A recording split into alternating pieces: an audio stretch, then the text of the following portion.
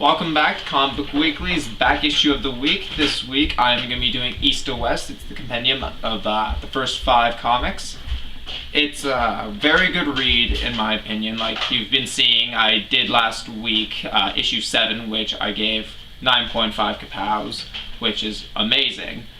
In total, the reason that I like this so much is I'm a big fan of Jonathan Hickman's work. He's done lots of things I've read, like Fantastic Four, FF. He's also done Manhattan Project, which is very great.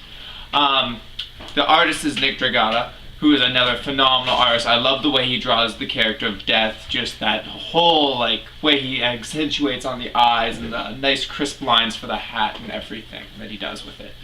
And the reason I ended up getting this was I ended up asking one of the local workers at the comic book shop about it, because I was interested because it's Jonathan Hickman, but you know, just because a writer is writing something doesn't mean it's going to be great, because some people have to write 8 different titles and they give some titles more attention than others. So I talked to her, she recommended it, said it was pretty good, and apparently it's better to get it in the trade instead of the single issues, just because if you read it one issue at a time, it can be confusing. But if you have the 5 and you can sit down and read them all, it makes a lot more sense. The basic story of this volume is Death basically goes and abandons the other 4 horsemen of the apocalypse. The other 3 get reborn into new bodies as these children. And Death has someone that he's trying to find. And so it has 2 side stories, well, not side stories, but the story gets split into 2, where Death's going and trying to find this person and doing means to go and talk to other people, trying to spy things out and find information, but he's very blunt with it. Opposed to the 3 other horsemen who are trying to go and figure out their plot now, and they're a little bit upset Death left them. And so they're trying to figure out their cultish church and try and bring what's called, it's the props that they have that they're trying to go and make sure it happens, because it's all told out in this what is supposed to happen through here. Like things like Death will do this and this will happen and the tides will turn and this and that.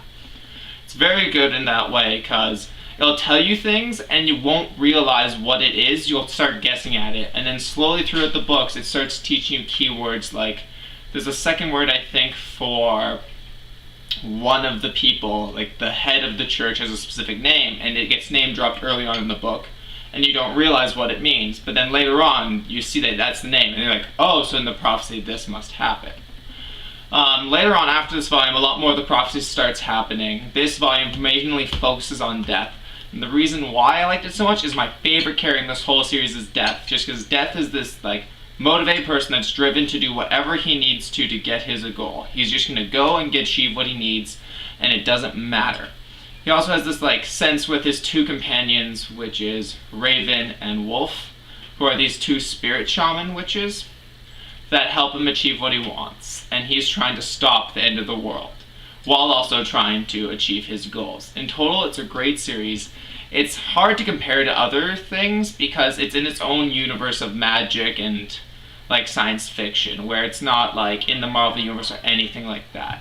I guess you could kind of compare it to Manhattan Project, which is another one of Jonathan Hickman's books, but it's once you read a Jonathan Hickman book, you'll understand what I mean, because he just has this writing style where he'll put some key little detail in at the beginning, and you'll be like, oh, that's cool, it's something neat that he just did him because he can, but no, it always has this hidden meaning in the end.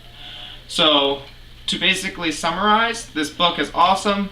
Death abandons everyone else, goes and starts going and just destroying everything he needs to, and then he ends up going and you just learn, don't screw with Death, because Death is going to come for everyone. In total, easily 9.5 like I gave the last issues in kapows for this read.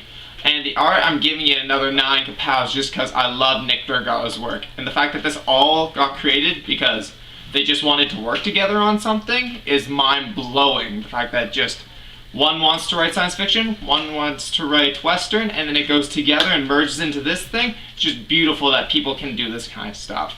In total, I am happy to say that this is one of the best reads in independent comics I've picked up. I highly suggest that you guys pick it up and read it.